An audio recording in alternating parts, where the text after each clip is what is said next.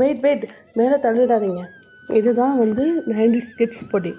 இந்த ஒரு பொடி இருந்தால் போதும், நம்ம வீட்டில் குழம்பே வைக்க தேவையில்லை. நீங்கள் வேணால் ட்ரை பண்ணி பாருங்களேன். இதை நாங்கள் சம்பார பொடின்னு சொல்லுவோம். இது செய்ய 2 துருவன தேங்காவை எடுத்து அதை வந்து சட்டியில் போட்டு நல்லா வறுக்கணும். அப்போ வந்து அதில் எண்ணெய் எதுவும் ஊற்றக்கூடாது.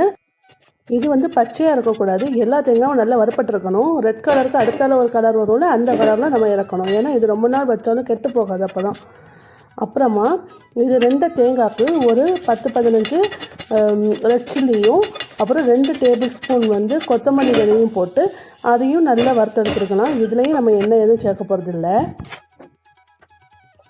அப்புறமா ஒரு கை நிறைய கருவேப்பிலை இலையும் 4-5 நாரத்து இலை, லெமன் லீஃப் இருக்குல்ல, அந்த லெமன் லீஃபும் 10-15 பல் பூண்டும் போட்டு அதையும் வறுத்து எடுத்துக்கலாம். நான் சொன்ன எல்லாத்தையுமே தனித்தனியாக வறுத்துக்கோங்க, சேர்த்து போட்டு வறுக்க வேணாம். ஏன்னா ஒன்று வறுக்கிறதுக்கு கொஞ்சம் டைம் டிஃப்ரெண்ட் ஆகும்.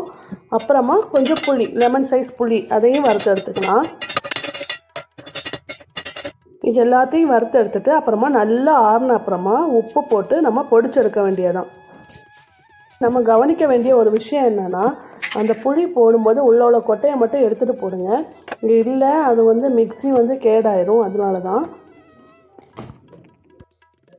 இது பொடிச்சு எடுத்துகிட்டு அதுக்கப்புறமா இந்த சூடெல்லாம் ஆறின அப்புறமா ஒரு டப்பாவில் போட்டு மூடி வைக்க வேண்டியதான். இது ரொம்ப நாள் இருக்கும், பார்த்துக்கோங்க. இந்த ஒரு பொடியை வச்சு நம்ம சூடான ரைஸாக இருக்கட்டும், இல்லை பழைய சாதமாக இருக்கட்டும், எது சாப்பிட்டாலுமே டேஸ்ட்டு செம்ம சூப்பராக இருக்கும். நீங்கள் ட்ரை பண்ணி பாருங்கள். ட்ரை பண்ணி பார்த்துட்டு எப்படி இருக்குன்னு கமெண்டில் சொல்லுங்கள். நான் அந்த பொடிச்சு அந்த ஆற வைக்கிறதுக்குள்ளே சீன சட்டியிலே போட்டு சோறை போட்டு சாப்பிட்டுட்டேன்.